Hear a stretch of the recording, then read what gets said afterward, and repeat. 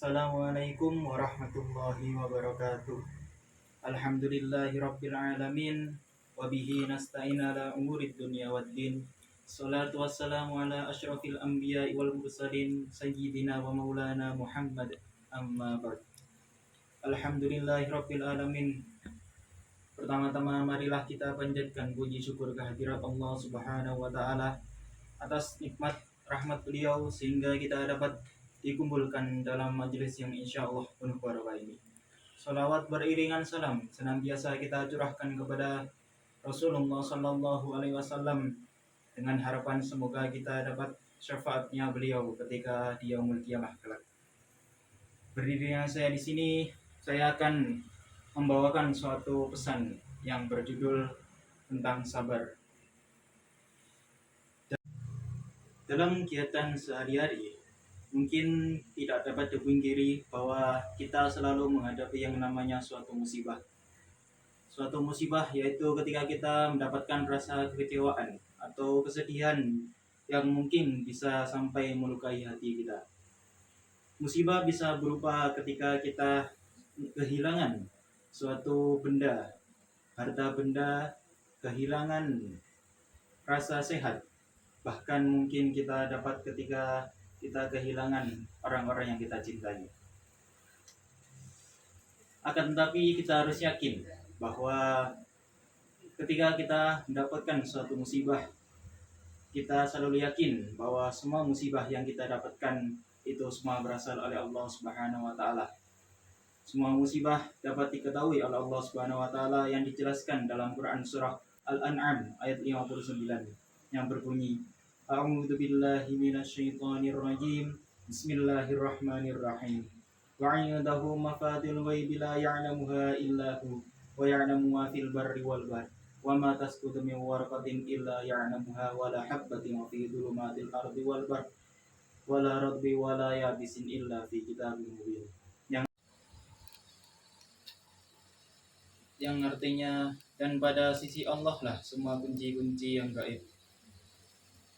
Tiada yang mengetahuinya kecuali Dia sendiri. Dia mengetahui apa yang ada di daratan maupun di lautan. Dan tiada selai apapun yang gugur kecuali Dia mengetahuinya. Dan tidak ada sebutir biji pun yang jatuh dalam kegelapan bumi. Dan tiada yang basah maupun kering, melainkan semua tertulis dalam kitab yang nyata. Dalam ayat di atas dijelaskan bahwa segala sesuatu musibah yang kita alami itu semua atas sepengetahuan Allah Subhanahu wa taala. Ia mengetahui apa yang ada di seluruh alam semesta ini. Untuk itu kita harus sabar dalam menghadapi semua ujian maupun tantangan yang kita hadapi dalam kehidupan sehari-hari. Hadirin yang dirahmati oleh Allah Subhanahu wa taala. Sabar berarti kita harus menahan emosi dan keinginan serta bertahan dalam situasi sulit dengan tidak mengeluh.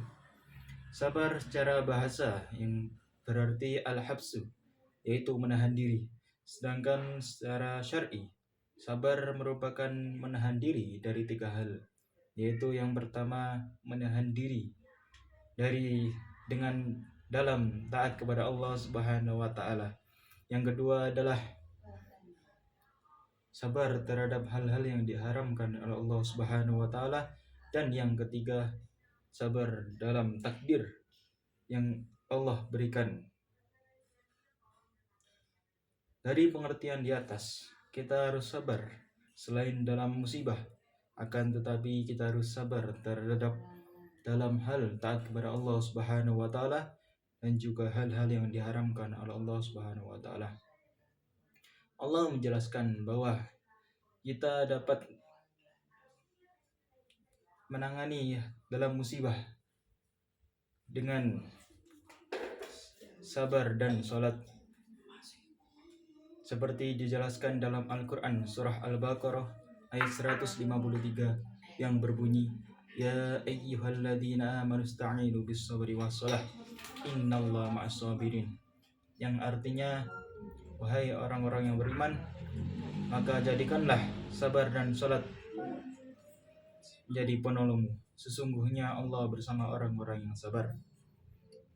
Dari ayat tersebut jelaskan bahwa kita harus sabar dan dalam menghadapi setiap masalah atau musibah yang kita hadapi. Selain sabar terhadap musibah, kita harus sabar terhadap dalam hal taat kepada Allah Subhanahu wa taala. Seperti contoh ketika kita dalam menjalani ibadah puasa, kita harus sabar ketika kita melihat suatu makanan yang lezat.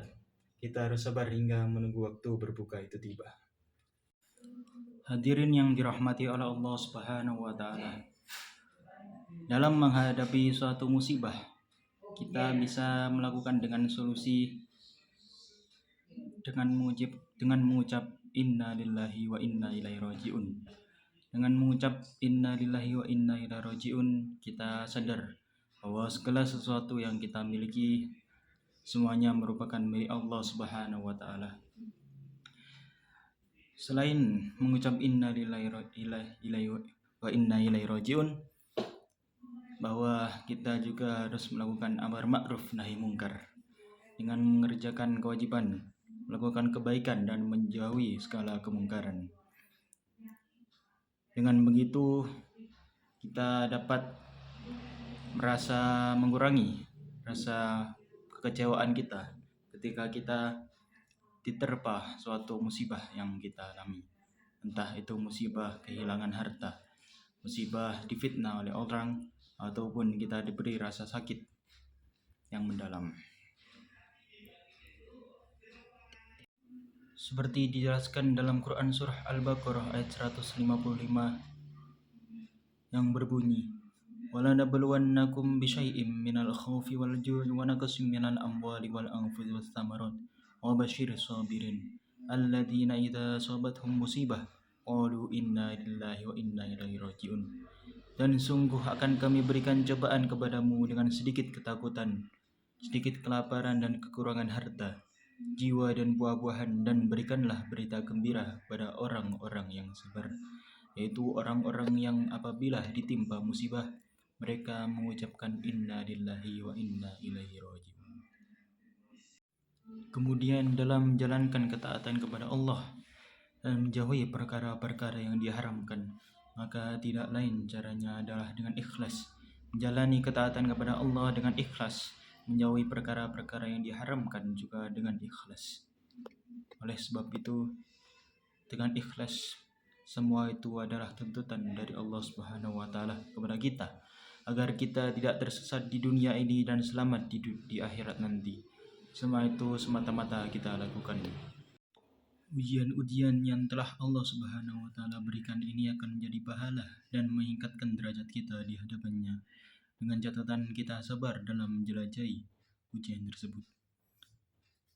Pertolongan akan diberikan oleh Allah pada setiap hambanya yang sedang mengalami kesusahan, tapi tetap melaksanakan sholat wajib, serta bisa menahan diri dengan sikap sabar. Itulah keistimewaan dari sikap dan rasa sabar itu sendiri. Selain itu, perilaku sabar akan mudah diterapkan jika kita memahami makna dan hikmah yang diperoleh atas amalan sabar. Oleh sebab itu, mulailah dari dini untuk membiasakan diri menerapkan sabar dalam kehidupan sehari-hari. Perilaku sabar dapat diterapkan dengan sadar bahwa ternyata kehidupan dunia tidak terlepas dari bermacam cobaan. Namun pada hakikatnya Allah sedang menguji umatnya, apakah bisa melalui sebuah ujian dengan sabar atau tidak. Untuk itu marilah kita bertindak sabar selagi masih diberi kesempatan hidup di dunia. Sabar memang tidak mudah.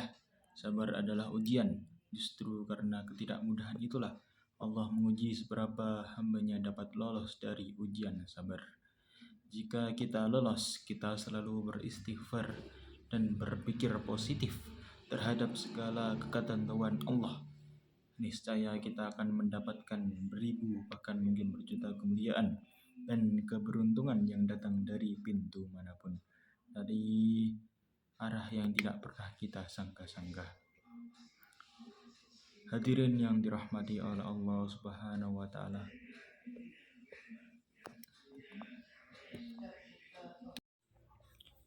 Sekali lagi, tidak semua orang bisa memperoleh kemenangan dan kenikmatan dari rasa sabar tersebut, karena dari awalnya memang tidak dapat menahan. Oleh karena itu, saudara-saudara, perlunya kita selalu mendekatkan diri kepada Allah Subhanahu wa Ta'ala agar selalu diberi kesabaran yang tiada batasnya, agar kita dapat memperoleh pahala yang seluas-luasnya. Hal ini menunjukkan bahwa Allah Subhanahu wa Ta'ala selalu bersama dengan orang-orang yang menjaga sholat dan menjadikan sabar sebagai penolong kita. Selain itu, Allah Subhanahu wa Ta'ala juga telah menjanjikan surga serta kedudukan tinggi bagi hamba-hambanya yang senantiasa bersabar.